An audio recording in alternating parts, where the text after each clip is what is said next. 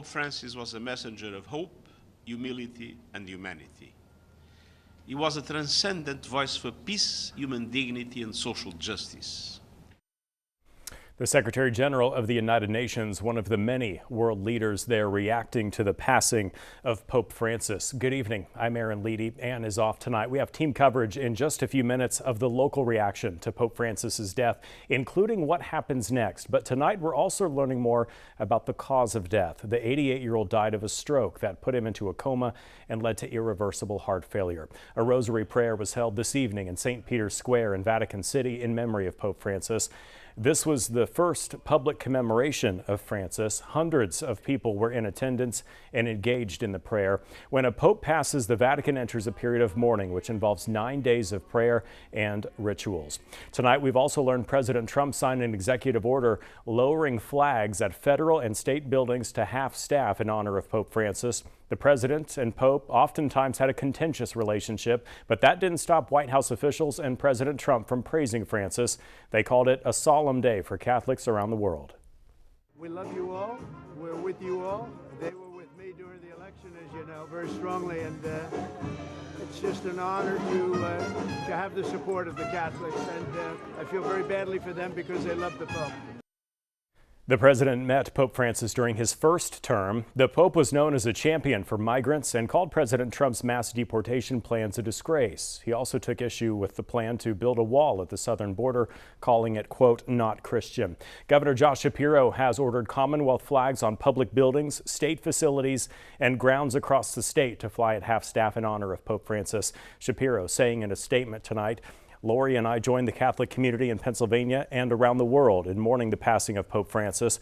I was honored to meet the Pope during his 2015 visit to Pennsylvania. A few years later, when he powerfully spoke out in the wake of the grand jury report on child abuse in our Commonwealth, he was the first of his position to finally acknowledge the suffering of survivors who have too long been ignored. He leaves a legacy of being a fighter for the defenseless, a teaching we should all learn from. News of the Pope's passing is leaving many across NEPA to reflect on the legacy of the pontiff. Our Jake Sarwar begins our local team coverage with two priests who share how Pope Francis will be remembered. Carissimi fratelli et sorelle. Cardinal Kevin Farrell confirmed Monday morning the death of Pope Francis, a day after the pontiff was seen celebrating Easter. The news of his passing has shocked the world. He wanted to die at home, and God took him back on Easter Monday of all days, the octave of Easter. Father Andrew Hasdovic believes Pope Francis will be remembered for his compassion and love for all creation. Pope Francis touched the lives of just every normal day people. You know, he spoke to them in their language, he spoke to them on their level, and he communicated, but yet he did it with such spirit.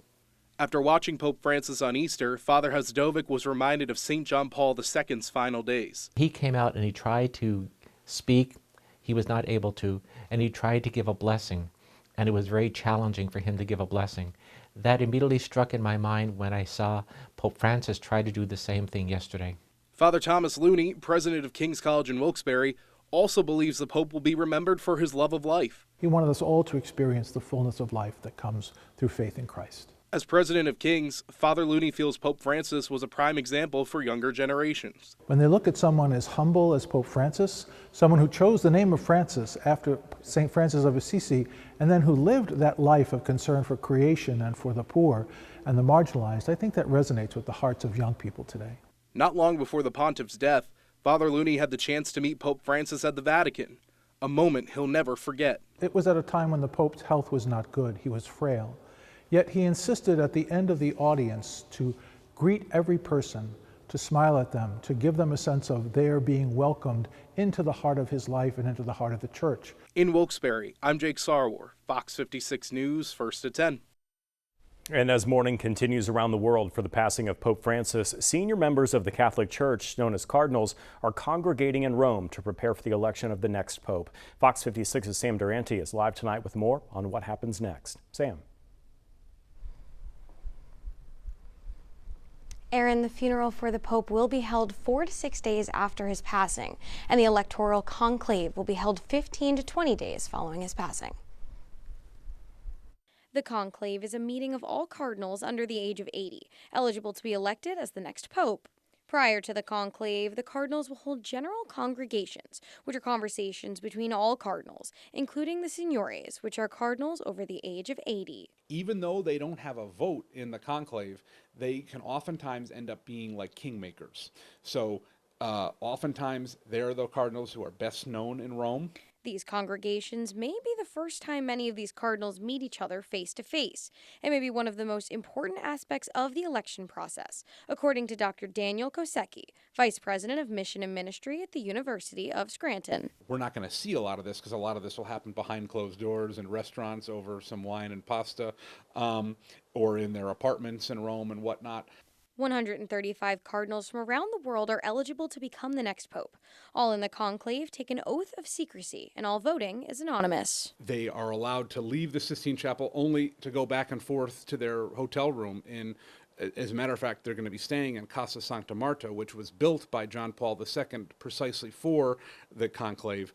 Dr. Kosecki says the ideal papal candidate knows the Italian language and is between the ages of 75 and 80 years old, although he recognizes that anything can happen.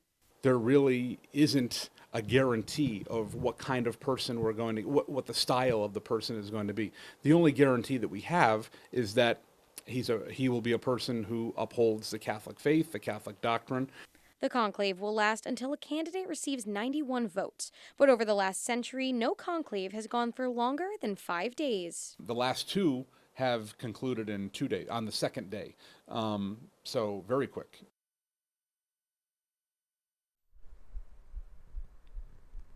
While inside the conclave is hidden to all but the eligible cardinals, the public is given one piece of insight: the smoke outside the Sistine Chapel. It'll be black if there's no pope, but once a pope has been decided, it'll be white, and it's for all to see. Reporting live in the station, I'm Sam Durante. Fox 56 News, first at 10.